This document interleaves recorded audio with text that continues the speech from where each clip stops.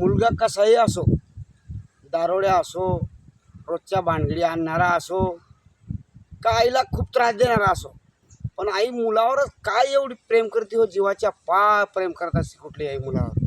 याचं कारण कधी आजपर्यंत तुम्ही शोधलं का?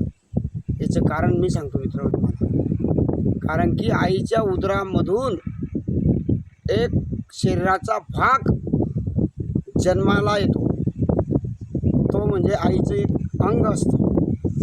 म्हणून आई मुलावर, मुलगा कसाही असला तरी आई जीवाच्या वर प्रेम करते.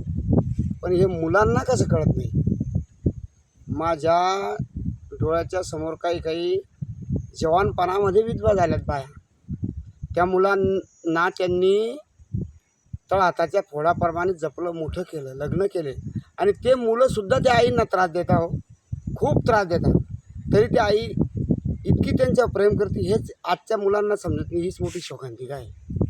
तर मुलांना तुम्हाला एक सांगायचं आहे, आई म्हणजे हे ईश्वराचं रूप असतं. आ म्हणजे आत्म आणि ई म्हणजे ईश्वर.